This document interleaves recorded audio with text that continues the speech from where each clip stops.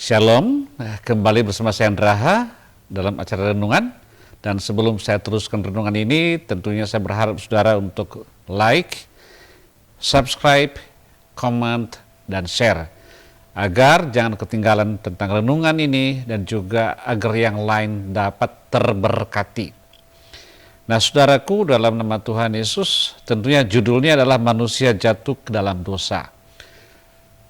Tuhan Allah telah memberikan suatu kewenangan dan kebebasan kepada Adam dan Hawa.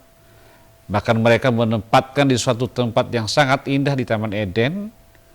Namun Adam dan Hawa memiliki suatu keputusan yang berbeda. Artinya keputusan yang mengubah segalanya. Seharusnya mereka berada di Taman Eden itu adalah membangun hubungan, membangun relasi antara Adam dan Allah itu sendiri. Nah, itu kutipan daripada firman Tuhan itu dari Kejadian pasal 3 ayat 1 sampai 24. Namun saya tidak membacanya, silakan engkau baca di rumah atau dimanapun engkau berada. Nah, saudaraku, dalam nama Tuhan Yesus, manusia diciptakan menurut gambar dan rupa Allah. Artinya saudara, kita diciptakan sangat dan sangat istimewa, melebihi daripada ciptaan yang lain. Hidup dalam hubungan yang sempurna dengan Tuhan di Taman Eden. Namun melalui satu keputusan, hubungan itu rusak. Nah, kejatuhan manusia ke dalam dosa bukan hanya cerita kuno, itu adalah kenyataan yang membentuk hidup kita hari ini. Yang pertama adalah godaan dan keputusan yang diambil dari Kejadian pasal 3 ayat 1 sampai 6. Yang mana ular menggoda Hawa dan meragukan firman Tuhan. Iblis menanamkan keraguan apakah benar Allah berfirman. Nah, saudaraku, kalau ada di antara kita yang sampai hari ini engkau masih meragukan firman Tuhan, dan saya pertama-tama mengatakan engkau harus berubah. Dosa seringkali masuk melalui keraguan terhadap kebaikan dan keadilan Tuhan. Ini adalah pertarungan di pikiran dan di hati. Perhatikan baik-baik ya, saya ulangi, dosa seringkali masuk melalui keraguan terhadap kebaikan dan keadilan Tuhan. Jadi saudaraku, tentunya saya himbau bahwa jangan ada yang ragu tentang firman Tuhan. Yang kedua, akibat dari dosa. Diambil dari Kejadian pasal 3 ayat 7 sampai 19.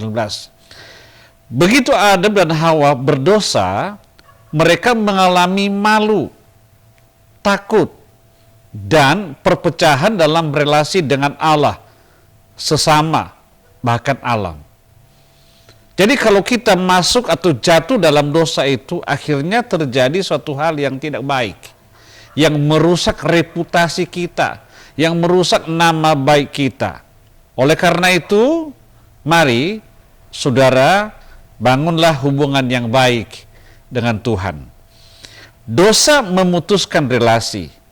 Dosa membawa penderitaan, dan dosa mengubah seluruh tatanan hidup manusia. Saudaraku, dalam nama Tuhan Yesus, yang ketiga adalah kasih karunia di tengah penghakiman yang diambil dari Kejadian pasal 3 ayat 21 sampai 24. Tuhan memberikan pakaian dari kulit binatang, tanda pertama dari pengorbanan dan kasih karunia. Kenapa Tuhan melakukan hal ini? Sekali lagi saya ucapkan bahwa Tuhan Allah itu sangat sayang Dia kepada manusia. Artinya saudara, Tuhan Allah itu sangat sayang kepada saya dan kepada saudara. Tuhan tidak mau mempermalukan mereka. Bahkan ada pengorbanan. Pakaian mereka diambil dari kulit binatang. Itu pengorbanan. Bahkan ketika Tuhan menghukum dosa, Dia tetap menyediakan jalan pemulihan. Ini menunjukkan Kristus yang menjadi korban sempurna untuk menebus manusia dari dosa. Jadi saudaraku, dalam nama Tuhan Yesus, jangan sampai engkau ditawan oleh dosa. Jangan sampai engkau ditawan oleh iblis. Tapi saat diserahkanlah hidupmu kepada Tuhan, agar engkau dan saya terbebas dari dosa. Nah, dalam hal ini tentunya kita ambil satu kesimpulan. Kejatuhan manusia mengingatkan kita bahwa dosa bukan sekedar kesalahan, melainkan pemberontakan terhadap Allah. Tapi Allah yang sama juga menyediakan keselamatan. Saudara, jangan berhenti pada kejatuhan. Lihatlah salib, tempat di mana dosa diampuni.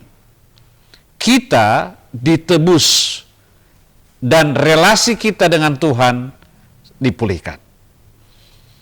Saudaraku, dalam nama Tuhan Yesus, natur manusia sebelum jatuh dalam dosa, yaitu diciptakan suci, memiliki kehendak bebas dalam relasi sempurna dengan Allah. Kemudian dosa masuk ke dunia. Melalui ketidaktaatan Adam dan Hawa, yang dalam Roma pasal 5 ayat 12 berkata, ini membawa kematian rohani dan fisik. Ya. Dan kemudian yang ketiga adalah total depravity atau kerusakan total.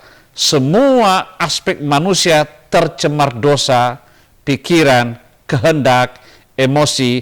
Tidak berarti manusia sejahat mungkin, tapi semua baginya terkena dampak.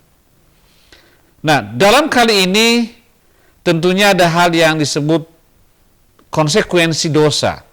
Yang pertama, putus hubungan dengan Allah.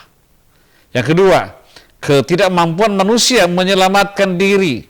Dan ketiga, dunia ikut jatuh dalam kerusakan. Nah, saudaraku, dalam nama Tuhan Yesus, harapan akan pemulihan. Kita terus berharap agar hubungan kita dengan Tuhan dipulihkan. Janji tentang Sang Penebus pertama kali muncul di Kejadian pasal 3 ayat 15. Aku akan mengadakan permusuhan antara engkau dan perempuan ini, antara keturunanmu dan keturunannya. Keturunannya akan meremukkan kepalamu dan engkau akan meremukkan tumitnya. Janji tentang benih perempuan yang akan menghancurkan kepala ular, yaitu Yesus Kristus. Nah, saudara, pada akhir ini tentu saya akan memberikan pesan kepada kita semua.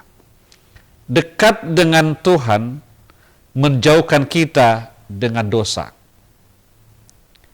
Dekat dengan dosa menjauhkan kita dari Tuhan. Dalam Yesaya pasal 59 ayat 2 berkata, tetapi yang merupakan pemisah antara kamu dan Allahmu ialah segala kejahatanmu, dan yang membuat dia menyembunyikan diri terhadap kamu sehingga ia tidak mendengar ialah segala dosamu. Oleh karena itu, saudara, saya berpesan kepada kita semua hari ini, jauhlah engkau dari dosa. Dekatlah kita dengan Tuhan Yesus Kristus. Amin. Salam. Tuhan Yesus memberkati.